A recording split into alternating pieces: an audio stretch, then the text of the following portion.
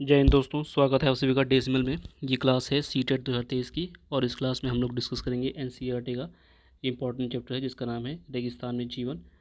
ये chapter important है CTET 2023 के लिए, ईवीएस वाले सेक्शन के लिए। ठीक है, तो ये काफ़ी इम्पोर्टेंट चैप्टर है। उससे पहले ये हमारा टेलीग्राम ग्रुप है डेसिमल 004। अगर आप इस पीडीएफ को या और भी इम्पोर्टेंट पीडीएफ वहाँ पड़ी हैं उनको डाउनलोड करना चाहते हैं तो ये चैनल जो है डेसिमल 004, ठीक है, इसको टेलीग्राम पर टाइप करिए और दो जो चैनल मिलेगा वो हमारा चैनल है। ठीक है, या फिर ये जो क्यूआर कोड है, ठीक है, इसको स्कैन करके आप डायरेक्ट हमारे चैनल से जुड़ सकते हैं। ठीक है, ये टाइप करना है डेसिमल 004, डेसिमल 004। ठीक है, तो आपको हमारा चैनल मिल जाएगा। वहाँ पर आपको पीडीएफ वगैरह जो इम्पोर्टेंट पीडीएफ है वो मिल जाएंगी और इम्पोर्टेंट क्लासेस जितनी भी हैं सारी वहाँ पर मिल जाएंगी। ठीक है, चलिए शुरू करते हैं आज का डिस्कशन। देखिए, चैप्टर का नाम है रेगिस्तान में जीवन। ठीक, रेगिस्तान में जीवन। अब देखिए यहाँ पर कुल मिलाकर के हम लोग फिर जो है रेगिस्तान किस तरह के होते हैं उनके बारे में डिस्कस करेंगे। देखिए, एक पहला है गर्म रेगिस्तान सहारा का, और दूसरा जो है वो है ठंडा रेगिस्तान। ये देखिए, ठंडा रेगिस्तान लद्दाख। ठीक है, तो रेगिस्तान दो तरह के होते हैं, यहाँ समझ में आ रहा है कि एक गर्म होता है एक ठंडा होता है। अभी तक रेगिस्तान के विषय में अगर आपके मन में धारणा बनी थी कि रेगिस्तान हमेशा गर्म होते हैं तो ये चैप्टर पढ़ने के बाद दूर हो जाएगी कि रेगिस्तान खाली गर्म होते हैं। देखिए, ये तो पहले चैप्टर का रेफरेंस दिया हुआ है। पहले मैंने हैंड रिटन नोट्स जो हैं वो पढ़ाए हैं। ठीक है, तो फिफ्थ चैप्टर अगर आपने नहीं पढ़ा तो वो पढ़ लीजिएगा एक बार। यहाँ पर मैंने हैंड रिटन हाथ से नोट्स इसके बना करके पढ़ाए थे। देखिए, कह रहे हैं कि पेड़ पौधे अध्याय 5 में ऐसा कुछ दिया था, पेड़ पौधे पशुओं और मनुष्यों के लिए जल ही जीवन है। यहाँ जहाँ पानी के लिए जल न हो, मवेशियों को चरने के लिए घास न हो एवं फसल के उगने के लिए जल न हो, ऐसे स्थान पर किसी भी जीव के लिए जीना कठिन होगा। बिल्कुल सही बात है। अब हम विश्व के उन स्थानों के बारे में पढ़ेंगे जहाँ लोग अत्यधिक कष्टकारी तापमान में भी जीना सीख चुके हैं। इनमें से कुछ स्थान आग की तरह गर्म तो कुछ बर्फ़ की तरह ठंडे हैं। ये विश्व के रेगिस्तान के क्षेत्र हैं। इन क्षेत्रों में कम वर्षा, विरल वनस्पति, चरम तापमान है। तापमान के आधार पर रेगिस्तान गर्म और ठंडे हो सकते हैं। तो यहाँ से आपको क्या जानने को मिला कि रेगिस्तान दो तरह के होते हैं, एक गर्म रेगिस्तान होता है, एक ठंडा रेगिस्तान होता है। ठीक है, तो तापमान के आधार पर रेगिस्तान दो तरह के होते हैं, गर्म और ठंडे। तापमान के आधार पर दो तरह के, इसको लिख लीजिए। इन स्थानों में जहाँ कहीं भी थोड़ा बहुत जल उपलब्ध होता है लोग वहाँ कृषि करने के लिए बस जाते हैं। ठीक है, अब देखिए रेगिस्तान के बारे में दिया हुआ है। रेगिस्तान यह एक शुष्क प्रदेश है जिसकी विशेषता अत्यधिक उच्च अथवा निम्न तापमान एवं विरल वनस्पति होती है। ठीक है, तो ये रेगिस्तान की विशेषता है। मतलब अत्यधिक एक शुष्क प्रदेश जहाँ पर तो टेम्परेचर क्या होगा, अत्यधिक उच्च होगा या अत्यधिक निम्न तापमान होगा। मतलब बहुत हाई टेम्परेचर होगा या बहुत निम्न टेम्परेचर होगा। हाई टेम्परेचर होगा तो गर्म रेगिस्तान होगा, लो टेम्परेचर होगा तो ठंडा रेगिस्तान होगा। और वनस्पति कैसी होती है, विरल। विरल का मतलब समझ लो कि ना के बराबर, एक पेड़ यहाँ है तो एक 1 किलोमीटर दूर पेड़ है। ठीक है, इस तरह की स्थितियाँ होती हैं यहाँ पर। अब हम लोग पहले डिस्कस करेंगे गर्म रेगिस्तान, जो कि सहारा का रेगिस्तान है, उसके बारे में डिस्कशन करेंगे। देखिए, ये एक चित्र दिया हुआ है सहारा के रेगिस्तान का।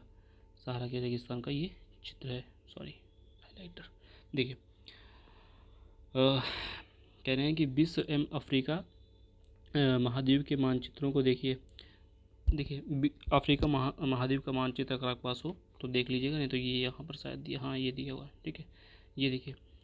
अब यहाँ पर मानचित्र को देखने से क्या समझ में आ रहा है, मानचित्र को देखने से ये चीज़ समझ में आ रही है कि देखो, ये रेगिस्तान है ये। ठीक है, सहारा का जो रेगिस्तान है ये है पूरा, यहाँ से यहाँ तक। ठीक है, कई सारे देश इसमें घिरे हुए हैं, जैसे अल्जीरिया है, लीबिया है, मिस्र है, सूडान है, चाड है, नाइजीरिया है, माली है, मैरिथोनिया है, पश्चिमी सहारा है। ये सारे देश जो हैं यहाँ पर सहारा का मरुस्थल है, मरुस्थल है ये सहारा का। यहाँ पे बहुत हाई टेम्परेचर है। अब देखिए, कह रहे हैं कि विश्व एवं अफ्रीका के मानचित्र को देखिए। उत्तर अफ्रीका के बड़े भूभाग पर फैले सहारा के रेगिस्तान। ठीक है, उत्तर भूभाग पर, उत्तर अफ्रीका के बड़े भूभाग पर फैले सहारा के रेगिस्तान का पता लगाएं। मतलब जो भी दिखाया मैंने, ये विश्व का सबसे बड़ा रेगिस्तान है। लगभग 8.5 लाख वर्ग किलोमीटर क्षेत्र में फैला हुआ है, मतलब बहुत बड़ा रेगिस्तान है। अब ये कह रहे हैं कि भारत का क्षेत्रफल इतना है, सॉरी, क्या आपको याद है कि भारत का क्षेत्रफल जो है 32.8 लाख वर्ग किलोमीटर है। भारत का क्षेत्रफल 32.8 लाख वर्ग किलोमीटर है। ये सहारा रेगिस्तान 11 देशों से घिरा हुआ है। ये देश हैं अल्जीरिया, चाड, मिस्र, लीबिया, माली, मरितानिया, मोरक्को, नाइजर, सूडान, ट्यूनीसिया, पश्चिमी सहारा। ये सारे देश हैं कि जिनसे सहारा का मरुस्थल घिरा हुआ है। तो ये जो देश हैं इनको अपने नोट्स में लिख लीजिए, ठीक है। 11 देश हैं, 2-4 बार पढ़ेंगे तो याद हो जाएगा। अल्जीरिया है, चाड है, मिस्र है, लीबिया है, माली है, मैरितानिया है, मोरक्को है, नाइजर, सूडान, ट्यूनीसिया, पश्चिमी सहारा। ये सारे देश जो हैं इम्पॉर्टेंट हैं। पूछ सकते हैं ये कौन सा इसमें से नहीं है, या फिर ऐसे कोई एक दे देंगे जो नहीं होगा, तो जो याद होंगे तो आप उनसे एलिमिनेट कर पाएंगे। तो इनको लिख लीजिए।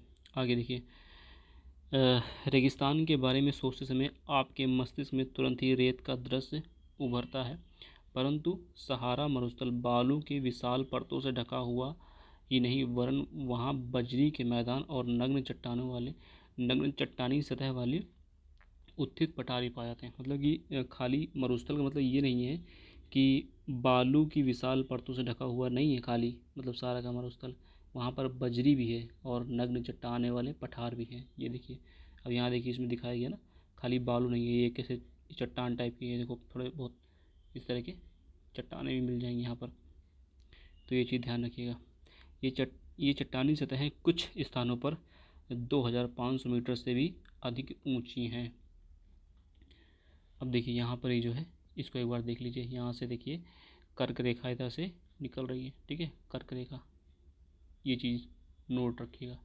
कर्क रेखा जो है यहाँ से सारा मरुस्थल से निकलती है। अब देखिए इधर ये अफ्रीका है, इधर अटलांटिक महासागर है, इधर हिंद महासागर है, ठीक है। ये चीज़ें नोट कर लीजिए या फिर कम से कम ऐसे लिख लीजिए। अब देखिए जलवायु कैसी है यहाँ की, जलवायु के बारे में डिस्कस करेंगे। सहारा रेगिस्तान की जलवायु अत्यधिक गर्म एवं शुष्क है। यहाँ की वर्षा ऋतु अल्पकाल के लिए होती है, ठीक है। यहाँ आकाश बादल रहित एवं निर्मल होते हैं। यहाँ नमी संचय होने की अपेक्षा तेज़ी से वाष्पित हो जाती है, मतलब यहाँ नमी ज़मीन में संचित नहीं होती, जल्दी से वाष्पीकृत हो जाती है, क्योंकि यहाँ पर टेम्परेचर बहुत गर्म है, मतलब बहुत ज़्यादा है। दिन अविश्वसनीय रूप से गर्म होता है। दिन के समय तापमान 50 डिग्री सेंटीग्रेड से ऊपर चला जाता है, पहुँच जाता है, जिससे रेत एवं नग्न चट्टानें अत्यधिक गर्म हो जाती हैं। इनके ताप का विकिरण होने से चारों तरफ सब कुछ गर्म हो जाता है। रात अत्यधिक ठंडी होती है। देखिए रात में टेम्परेचर जो है लगभग 0 डिग्री सेल्सियस तक पहुंच जाता है। तो ये इंपॉर्टेंट चीज़ है कि पहली चीज़ तो यहाँ पर बारिश बहुत कम होती है, नमी संचित नहीं होती है। दूसरी चीज़ कि जो टेम्परेचर है दिन के समय 50 डिग्री सेंटीग्रेड तक पहुँच जाएगा, और रात में क्या होगा, रात में 0 डिग्री तक पहुँच जाएगा। मतलब दिन में चरम गर्मी होगी और रात में ठंडी पड़ सकती है बहुत ज़्यादा। देखिए सहारा के अल अजीज़िया क्षेत्र के दिया हुआ, सहारा के अल अजीज़िया क्षेत्र में जो त्रिपोली लीबिया के दक्षिणी भाग में स्थित है, जहाँ का तापमान सबसे अधिक तापमान जो है 57.7 डिग्री सेल्सियस दर्ज किया गया। मतलब इतना मैक्सिमम टेम्परेचर 1922 में दर्ज किया गया था। तापमान जो है 1922 में इतना दर्ज किया गया था, मतलब इतना मैक्सिमम जा सकता है, मतलब एक बार जा चुका है तो जा सकता है ये टेम्परेचर, ये कह रहे हैं। देखिए अब प्राणी जात क्या है, अब चाहे जैसी स्थिति हो कुछ ना कुछ प्राणी तो पाए जाते होंगे या वनस्पतियाँ तो होंगी, ठीक है। देखिए सहारा रेगिस्तान की वनस्पतियों में कैक्टस, खजूर के पेड़ और एकेसिया पाए जाते हैं। यहाँ कुछ स्थानों पर मरुद्यान खजूर के पेड़ों से घिरे हरित द्वीप पाए जाते हैं। देखिए इंपॉर्टेंट क्या है, कैक्टस तो पता ही होगा, एकेसिया, ठीक है, पाए जाते हैं। कुछ स्थानों पर मरुद्यान खजूर के पेड़ से घिरे हुए हरित द्वीप पाए जाते हैं। अब देखिए जैसे ये यहाँ पर दिया हुआ है जानवर नाम, ऊँट, लकड़बग्गा, सियार, लोमड़ी, बिच्छू, सांपों की विभिन्न जातियाँ एवं छिपकलियाँ यहाँ के प्रमुख जीव जंतु हैं। तो ये देखिए जैसे ऊँट तो पता ही होगा रेगिस्तान में होते हैं, लकड़बग्गा, सियार, लोमड़ी, बिच्छू, ये सारी चीज़ें लिख लो। वैज्ञानिकों को तो यहाँ से मछलियों के कंकाल जो है भी मिले हैं। आपके अनुसार ये क्या हो सकता है? मतलब कह रहे हैं कि यहाँ मछलियों के कंकाल मिले। इसका मतलब ये हो सकता है कि कुछ हज़ार या लाखों सालों पहले यहाँ पर समंदर रहा होगा, या फिर अच्छी खासी बारिश होती रहेगी, तालाब नदी रहे होंगे, ये कह रहे हैं लोग। देखो यहाँ के लोग कैसे हैं। सहारा रेगिस्तान की कष्टकारी जलवायु में विभिन्न समुदाय के लोग निवास करते हैं जो भिन्न भिन्न क्रियाकलापों में भाग लेते हैं। इनमें बेदुइन और तुआरेग भी शामिल हैं। चलवासी जनजाति वाले ये लोग बकरी, भेड़, ऊँट, घोड़े जैसे पशुओं को पालते हैं। इन पशुओं से इनको दूध मिलता है। इनकी खाल से पेटी, जूते, पानी की बोतल बनाने के लिए चमड़ा प्राप्त करते हैं इन जानवरों की खाल से, तथा पशुओं के बालों का उपयोग चटाई, कालीन, कपड़े एवं कंबल बनाने के लिए होते हैं। धूल से भरी आंधियाँ एवं गर्म वायु से बचने के लिए ये लोग भारी वस्त्र पहनते हैं। तो अगर पूछा जाए कि ये लोग भारी वस्त्र क्यों पहनते हैं, ठीक है, तो ये पता होना चाहिए कि धूल भरी आंधियाँ एवं गर्म वायु से बचने के लिए ये लोग भारी वस्त्र पहनते हैं। सहारे में मरुस्थल एवं मिस्र की नील घाटी लोगों को निवास में मदद करती है। यहाँ जल की उपलब्धता होने से लोग खजूर के पेड़ उगाते हैं। यहाँ चावल, गेहूँ, जौ, सेम जैसे फसलें भी उगाई जाती हैं। तो ये इंपॉर्टेंट है कि यहाँ पे क्या क्या होता है, चावल भी होता है। कहाँ? मिस्र की नील घाटी के लोग, ठीक है, मिस्र की नील घाटी के लोग। यहाँ पर गेहूँ, यहाँ पर पानी मिल जाता है ना, गेहूँ, चावल, सेम जैसे फसल भी उगाए जाते हैं। मिस्र में उगाए जाने वाले कपास जो है पूरे विश्व में प्रसिद्ध है। तो मिस्र में जो है कपास उगाई जाती है जो पूरे विश्व में प्रसिद्ध है। देखिए, तेल की खोज संपूर्ण विश्व में अत्यधिक मांग वाले इस उत्पाद का अल्जीरिया, लीबिया, मिस्र में होने के कारण सहारा रेगिस्तान में तेजी से परिवर्तन हो रहा है। इस क्षेत्र में प्राप्त अन्य महत्वपूर्ण खनिज लोहा मिल जाएगा, फास्फोरस मिल जाएगा, मैग्नीज, यूरेनियम, ये सब सम्मिलित हैं। सहारा की सांस्कृतिक जीवन शैली में भी परिवर्तन आ रहा है। आज यहाँ मस्जिदों से ऊंचे कांच की खिड़कियों वाले भवन, ऊँटों के प्राचीन मार्ग के स्थान पर सुपर महामार्ग बन गए हैं। नमक के व्यापार में ऊँटों का स्थान ट्रक ले रहे हैं। तुआरेग लोग, ये जनजाति है, बताया, विदेशी पर्यटकों के लिए मार्गदर्शक का जो गाइड होते हैं उनका काम कर रहे हैं। आज अनेक चलवासी जनजातियों के लोग शहरी जीवन की ओर जा रहे हैं, जहाँ वे तेल एवं गैस के कार्यों में नौकरी ढूंढ रहे हैं। मतलब कि अब जो है लोगों का जीवन बदल रहा है, ये कह रहे हैं। देखिए यहाँ पर कुछ दिया है, कह रहे हैं क्या आप जानते हैं, जब रेत को पवन उड़ा ले जाती है तब वहाँ गर्त बन जाती है। जहाँ गर्त में भूमिगत जल सतह पर आ जाता है, वहाँ मरुद्यान बनते हैं। ऐसे क्षेत्र उपजाऊ होते हैं। लोग इनके आसपास निवास करते हैं एवं खजूर के पेड़ तथा अन्य फसलें उगाते हैं। कभी कभी ये मरुद्यान असमान रूप से बड़ा भी हो सकता है। मोरक्को और टेफिलालेट मरुद्यान ऐसे ही एक विशाल मरुद्यान है, ठीक है। मोरक्को में टेफिलालेट, ये इंपॉर्टेंट है। टेफिलालेट मरुद्यान पूछ सकते हैं कहाँ पे है, तो टेफिलालेट जो है ये मोरक्को में है, इसको नोट कर लीजिए। और कह रहे हैं कि 13,000 वर्ग किलोमीटर के क्षेत्र में फैला हुआ है। तो काफ़ी बड़ा एरिया है, 13,000 वर्ग किलोमीटर के एरिया में फैला हुआ है, ठीक है। तो ये था गर्म रेगिस्तान, मतलब मरुस्थल। तो जो हम लोगों ने देखा अफ्रीका का, ये गर्म मरुस्थल था। अब जो हम लोग देखेंगे वो है ठंडा रेगिस्तान, ठीक है। अब ये ठंडा रेगिस्तान कहाँ का है? ये ठंडा रेगिस्तान जो है इंडिया का है, ठीक है। अब देखिए यहाँ पे कह रहे हैं शब्द की उत्पत्ति, ठंडा रेगिस्तान लद्दाख, ठंडा रेगिस्तान जो है लद्दाख है। अब देखिए लद्दाख शब्द दो शब्दों से बना है। ला का अर्थ है पर्वतीय दर्रा और दाख का अर्थ है देश, इससे मिलकर बना है लद्दाख, ठीक है। आगे देखिए, जम्मू एवं कश्मीर के पूर्व में बृहत हिमालय में स्थित लद्दाख एक ठंडा रेगिस्तान है। तो लद्दाख कैसा रेगिस्तान है? ठंडा रेगिस्तान है। इसके उत्तर में काराकोरम पर्वत श्रेणी, दक्षिण में चास्कर पर्वत स्थित है। लद्दाख से होकर अनेक नदियाँ बहती हैं, जिसमें सिंधु नदी प्रमुख नदी है। ये नदी गहरी घाटियाँ और महाखड्ड मतलब गार्ज का निर्माण करती हैं। तो ध्यान रखना, ये इंपॉर्टेंट चीज़ है कि इधर की नदियों की क्या खासियत है कि ये गहरी घाटी और महाखड्ड का निर्माण करती हैं, ठीक है। ये जो है इस तरफ की कश्मीर की तरफ की जो नदियाँ हैं ये गहरी घाटी और महाखड्ड का निर्माण करती हैं। लद्दाख में अनेक हिमानी जैसे गैंगी हिमानी, ठीक है। लद्दाख में अनेक हिमानियाँ हैं जैसे गैंगरी हिमानी, ये इंपॉर्टेंट है, नोट कर लीजिएगा। गैंगरी हिमानी पूछ सकते हैं कहाँ पे है।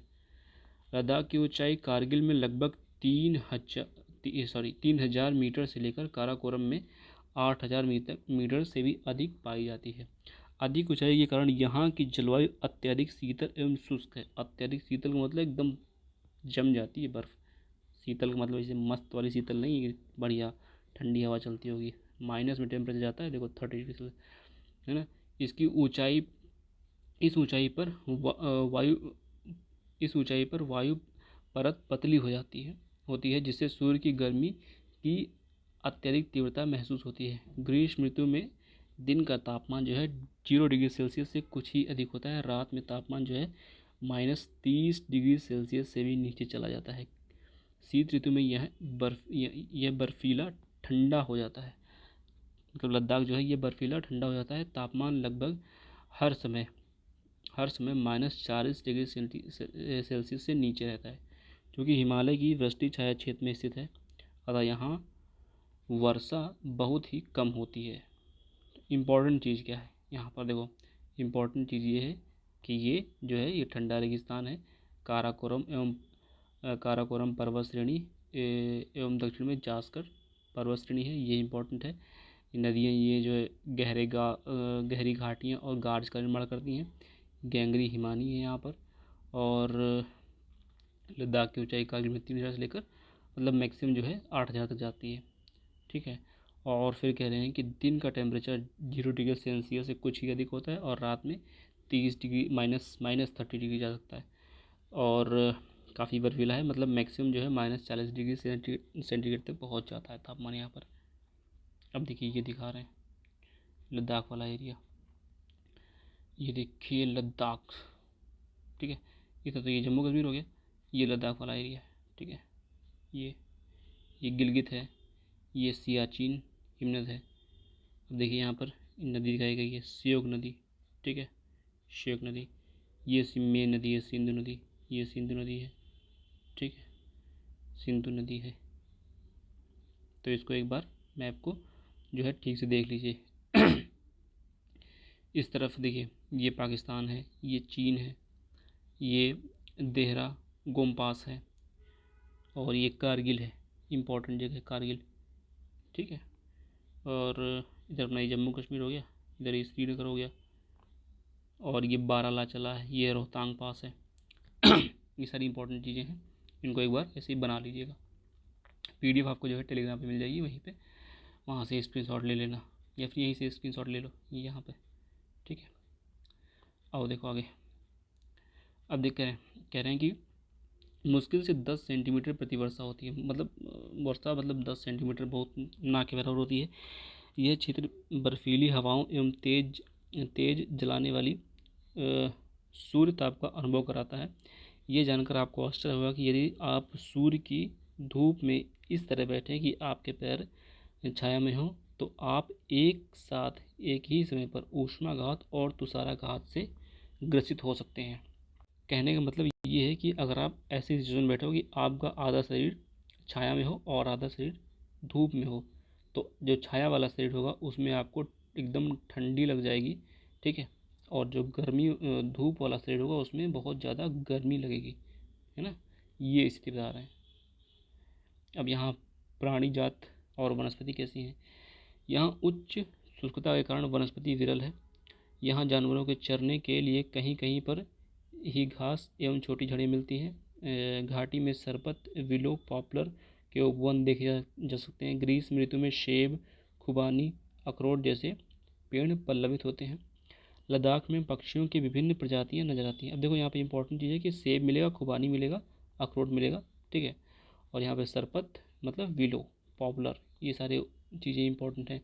पक्षियों की विभिन्न प्रजातियां नजर आती हैं। इनमें देखो क्या क्या है, रॉबिन है, रेड स्टार्ट है, तिब्बती स्नोकॉक है, रेवन है और दूसरा है हूप।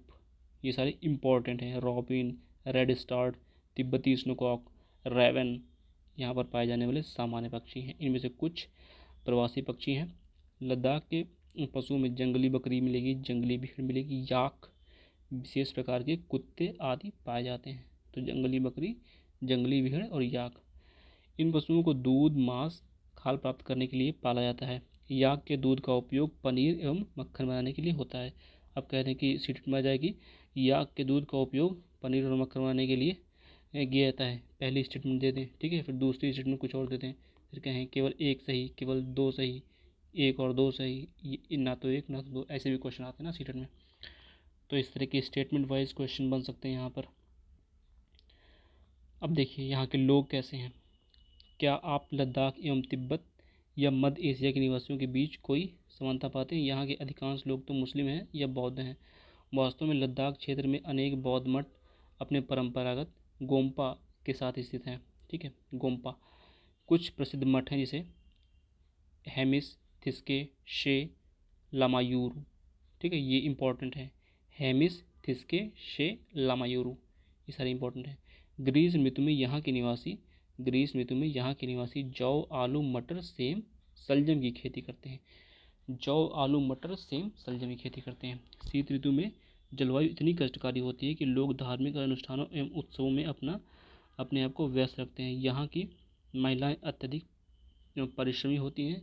वे केवल घर एवं खेत में ही काम नहीं करती, बल्कि छोटे व्यवसाय से दुकान भी संभालती हैं। लद्दाख की राजधानी लेह सड़क एवं वायु मार्ग द्वारा भली भांति जुड़ी हुई है। राष्ट्रीय राजमार्ग, ये ध्यान रखना, राष्ट्रीय राजमार्ग 1A लेह को जोजिला दर्रा से जोड़ते हुए दर्रा होते हुए कश्मीर घाटी से जोड़ता है।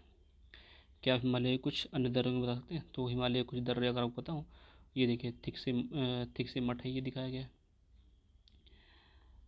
आगे देखिए, बस थोड़ा सा चैप्टर बचा है, फिर फिनिश हो जाएगा। यहाँ के मुख्य क्रियाकलाप पर्यटन है। ये देश विदेश से अनेक पर्यटक यहाँ पर्यटन के लिए आते हैं। ठीक है, तो गोम्पा दर्शन, घास के मैदान व हिमनदों की सैर, उत्सवों एवं अनुष्ठानों को देखना यहाँ की प्रमुख पर्यटक आकर्षक है। मतलब ये सब चीज़ें यहाँ पर देखिए, पारंपरिक वेशभूषा यहाँ की लद्दाख की। आधुनिकीकरण के फलस्वरूप यहाँ के जनजीवन में परिवर्तन आ रहा है। मतलब कि जब से मॉडर्नाइजेशन हो रहा है, ठीक है, चीज़ें नई नई आ रही हैं, लेकिन लद्दाख के लोगों ने शताब्दियों से प्रकृति के साथ समन्वय और संतुलन करना सीख लिया है। जल एवं ईंधन जैसे संसाधनों की कमी के कारण ये आवश्यकता अनुसार एवं मितव्ययता से इनका उपयोग करते हैं और कुछ भी व्यर्थ नहीं करते हैं। देखिए यहाँ पर कुछ इंपॉर्टेंट चीज़ें। मनाली लेह राजमार्ग 4 दर्रों से गुजरता है, रोहतांगला, बारालाचला, लुनगालालाचला, टंगलंगला। ठीक है, ये इंपॉर्टेंट है, सारे नाम लिख लीजिए। रोहतांगला, बारालाचला, लुनगाला लुनगालाचाला, टंगलंगला। थोड़ा बोलने में दिक्कत होती है, तो इसको 2-4 बार बोल के देखिएगा। ठीक है, यह राजमार्ग केवल जुलाई से सितंबर के बीच खुलता है, जब बर्फ़ को मार्ग से हटा दिया जाता है। मतलब जब बर्फ़ पड़ी होती है तब ये नहीं खुलता। और यहाँ पर कुछ कुछ इंपॉर्टेंट चीज़ें दी हैं, जैसे लद्दाख को खापा चान भी कहते हैं। इसका अर्थ है हिम भूमि। तो पूछिए खापा चान क्या है, तो लद्दाख के लिए इस्तेमाल किया जाता है, खापा चान भी कहा जाता है। अगला है, देखो इंपॉर्टेंट चीज़ है, चीरू या तिब्बती एंटीलोप का एक जो है विलुप्त प्राय जीव है। इसका शिकार शाहतूर नामक इसके ऊन के लिए किया जाता है, जो वजन में हल्का और अत्यधिक गर्म होता है। एंटीलोप मतलब एक तरह से हिरन की तरह होता है, जो होता है ना तिब्बती एंटीलोप, एक तरह से हिरन की प्रजाति जैसे होती है, देखने में वैसे ही होता है। ठीक है, शिकार शाहतूर नामक इसके ऊन के लिए किया जाता है। तो शाहतूश लिखा हुआ है, शाहतूश है, शाहतूश। ठीक है, तो शाहतूश क्या है, एक तरह का ऊन है जो तिब्बती एंटीलोप से बनाया जाता है। क्रिकेट का सबसे अच्छा बल्ला जो है सरपत, विलो, पेड़ की लकड़ी से बनाया जाता है। सबसे अच्छा बल्ला किससे बनता है? सरपत या विलो की लकड़ी से, जो क्रिकेट का बैट होता है। तो ये इंपॉर्टेंट चीज़ें थी कुछ। पृथ्वी के सबसे ठंडे स्थान में से द्रास लद्दाख में स्थित है। पृथ्वी का सबसे, मतलब पूरी पृथ्वी में घूम लो, इससे ठंडा कुछ है ही नहीं, है ना। पूरी पृथ्वी में घूम लो, इससे ठंडा कुछ है ही नहीं। देखो यहाँ पर एक्सरसाइज दी हुई। पहला क्वेश्चन देखिए, कह रहे हैं विश्व में कौन से दो रेगिस्तान पाए जाते हैं? कौन से दो रेगिस्तान पाए जाते हैं? एक पहला है उष्ण रेगिस्तान, एक होता है शीत रेगिस्तान, मतलब दो होते हैं। एक होता है गर्म वाला, ठीक है, पेन ही नहीं चल रहा, एक सेकंड। देखिए, एक होता है गर्म, एक होता है ठंडा, ठीक है, दो होते हैं। दूसरा है सहारा रेगिस्तान किस महाद्वीप में स्थित है? तो सहारा कहाँ पे था, देख के बताइए आप ऊपर, सहारा कहाँ था? अफ्रीका में, ठीक है। लद्दाख रेगिस्तान की जलवायुगत परिस्थितियाँ क्या है? तो लद्दाख की जो है देखिए यहाँ पे क्या था कि शुष्कता थी और जो टेम्परेचर था बहुत ही कम था, ठीक है। तो जो लद्दाख का रेगिस्तान था कैसा था? शुष्क था और टेम्परेचर बहुत कम था। लद्दाख में पर्यटकों के लिए प्रमुख आकर्षण क्या है? यहाँ पर मठ है और सांस्कृतिक कार्यक्रम, ये सब चीज़ें होती हैं, ठीक है। बहुत सारे ऊपर जो बौद्ध मठ ऊपर नाम बताए थे वो हैं, लोग देखने आते हैं। सारे रेगिस्तान के लोग किस प्रकार के वस्त्र पहनते हैं? मोटे और भारी वस्त्र पहनते हैं ताकि जो है गर्मी और धूल से बच सकें। लद्दाख में उगने वाले पेड़ों के नाम बताइए। पॉपुलर और विलो, दो पेड़ लिख लो, पॉपुलर, ठीक है, पॉपुलर और विलो, विलो जिससे बैट बनाया जाता है। क्वेश्चन देखिए, सहारा अफ्रीका के किस भाग में स्थित है? तो उत्तरी भाग में स्थित था, ठीक है। अब कह रहे हैं सहारा किस प्रकार का रेगिस्तान है? तो सहारा एक गर्म रेगिस्तान है। लद्दाख रेगिस्तान के अधिकांश निवासी कौन हैं? कह रहे हैं कि ईसाई मुसलमान हैं, बौद्ध या मुसलमान हैं, ईसाई या बौद्ध हैं। तो क्या है? बौद्ध और मुस्लिम है। अगला क्वेश्चन है, गा रेगिस्तान की विशेषता क्या है? विरल वनस्पति, अत्यधिक वर्षा या अल्प जलवाष्प? क्या होगा इसमें? यहाँ पर होगा विरल वनस्पति, वनस्पति बहुत कम होती है यहाँ पे। लद्दाख हेमिस प्रसिद्ध है किसके लिए?